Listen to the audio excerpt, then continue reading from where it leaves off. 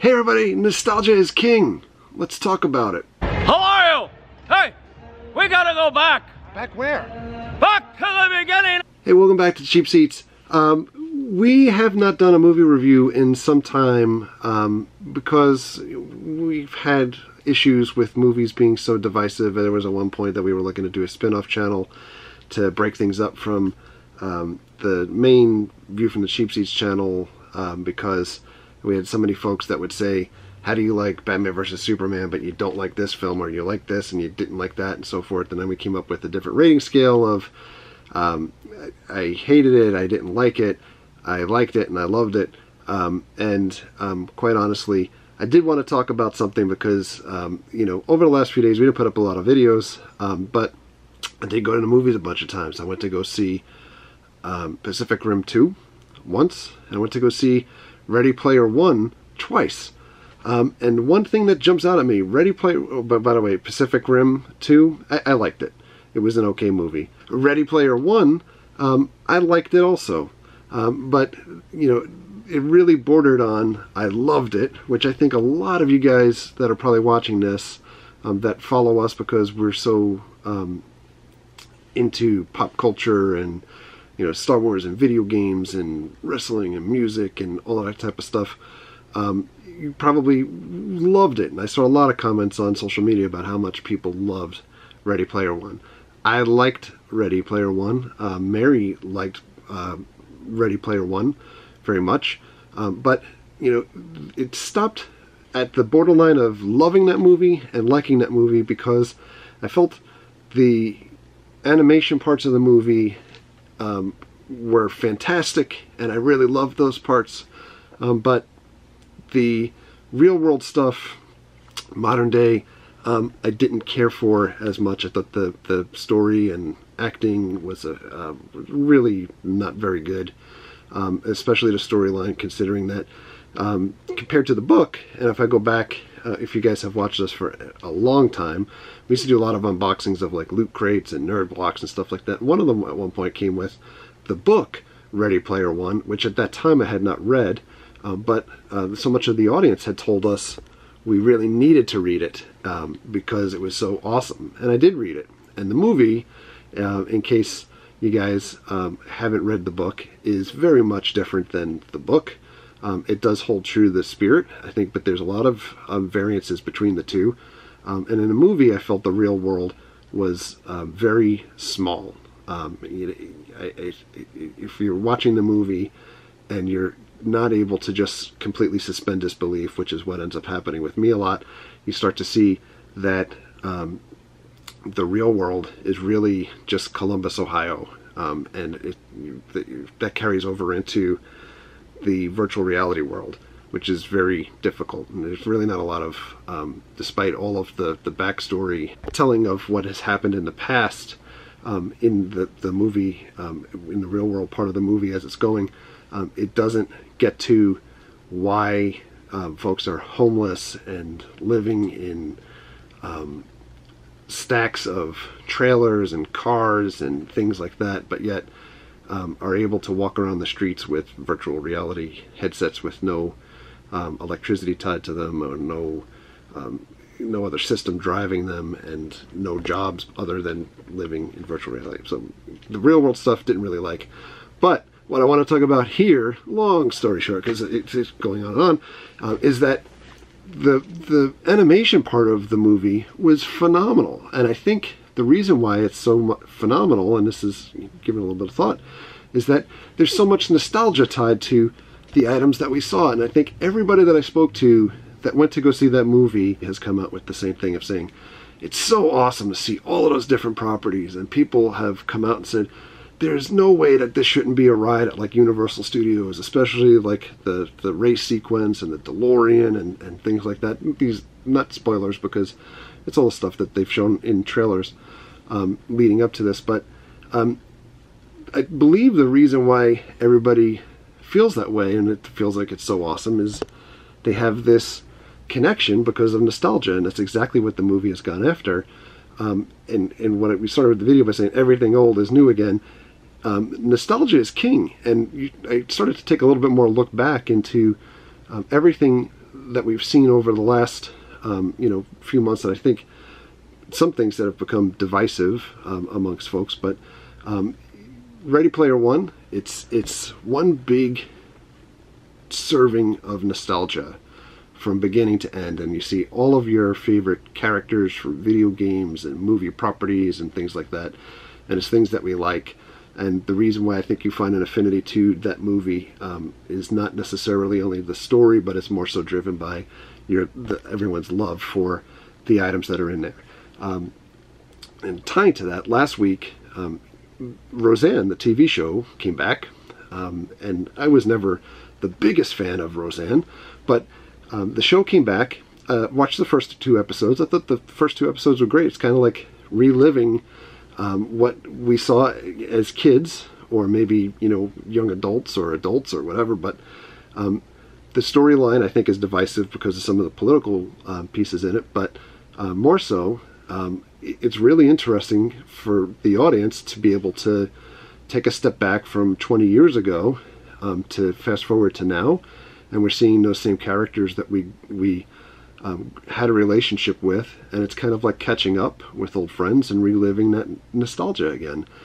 I'll be interested to see how Roseanne fares, the TV show, over time, as storylines start to become more of the driver for folks tuning into that show on an ongoing, recurring basis, as opposed to the initial catch of let's see what's happened with these characters over the last 20 years. And tying further into this nostalgia thing, one of the biggest shows that we've talked about, and maybe talking about a lot more on this channel shortly because of Halloween Horror Nights, Stranger Things. Folks immediately clamor to that show because of the nostalgic feel of that show as well, and that show openly celebrates the nostalgia of those characters by introducing them trick-or-treating as like Ghostbusters, and all of these references back from the 80s. And I wonder if that show had taken place in modern times, if folks would be as interested in Stranger Things as they are with the nostalgia. Because I think folks are more interested in Stranger Things because of the way that it ties together from what transpired in the 80s. I know from having a grown daughter now that's almost 18 years old, just that age range of their infatuation of what they perceive took place in the 80s, and we've celebrated this decade where I think there's a reality of the way things were, and it was a fun decade. I was there for it, but we had a wedding. Mary and I got married 19 years ago, and we had an 80s themed wedding, 80s music. We gave out Rubik's cubes for favors, etc. But it's held in such regard, like it's this mythical decade, and folks look at it, back at it with some type of nostalgia. But on the flip side, it's really interesting that you have things like Star Wars, and I think this is where some of our audience became very divisive when Last Jedi came out, is that we view Star Wars the way that we interpreted it from our youth, and the way that what we perceive Star Wars should be from the late 70s and 80s, the original trilogy. And when we got the new trilogy, which was the prequel trilogy, we looked at that with such disdain because it wasn't our Star Wars, but we've now come to accept it because in generations, a generation or two has passed since those prequel trilogy movies came out, and now we've kind of have this affinity for those movies because the time has passed, and we grew up with those things. And now, same thing with the new movies. We look at it and say, the first movie was awesome, meaning that the Force Awakens, because we got to see, we got a window into these characters that we grew up with, that we loved, like Han Solo and Princess Leia and Chewbacca, etc. And it was great going back in time to see where are those characters at now, and we had these newer characters being introduced.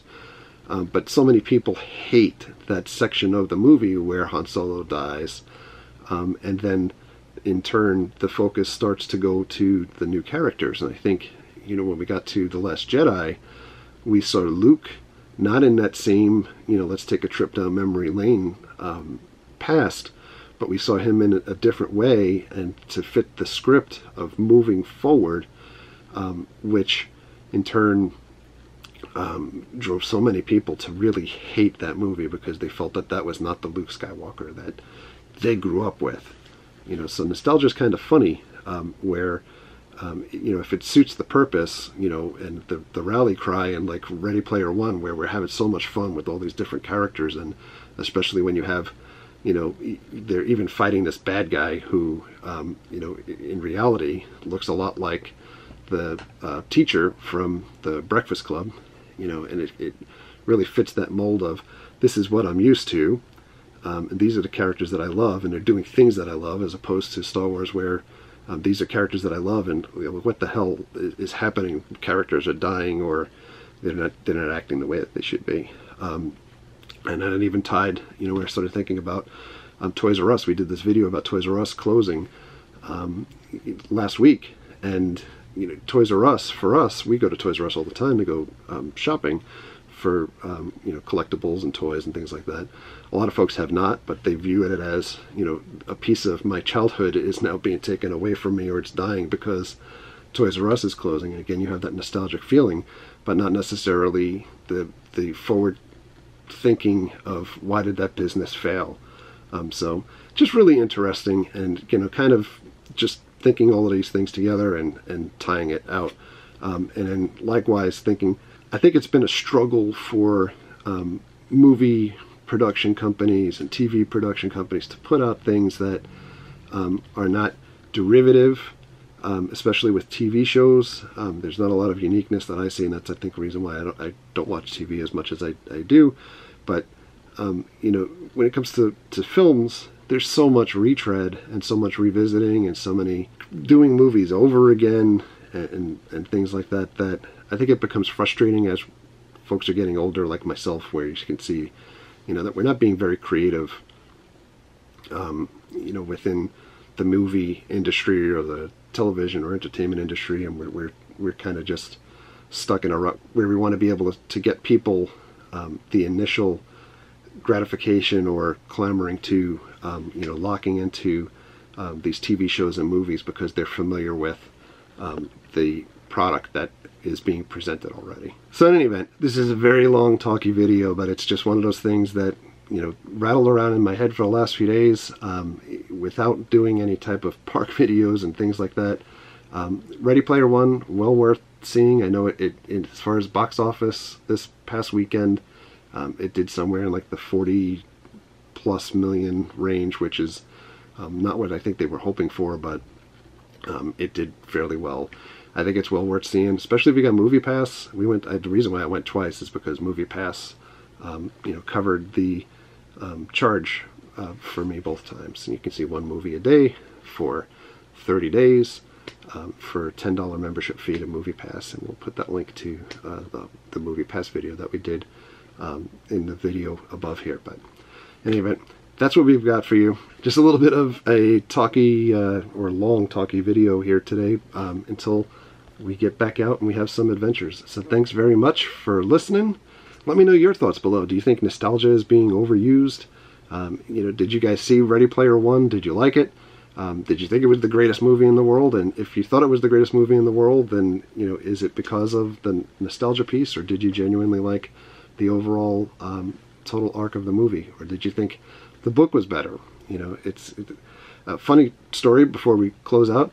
I remember in high school needing to read The Natural, which at that time was a movie also with, I think, Robert Redford in it, a baseball movie, and we had summer reading, you know, God forbid, like, you know, ton of homework over the summer, but that was one of the books that I needed to read. I did not want to read it, so instead I watched the movie. And for those that know, or for those that don't know, the movie is very different with some of the characters than the book, and my test when I came back to school was specific around trying to see if people watch the movie instead of reading the book, and I completely failed because I answered everything based off of what I read in the book.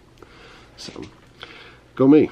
Anyhow, that's all I've got. Thank you very much for listening to me drone on and on. Thank you very much for all of your likes and your comments and your subscriptions. Treat others the way you want to be treated. Have a great night. We'll see you guys. Subscribe to the Cheap Seats. I think I got it. All right. I got lines.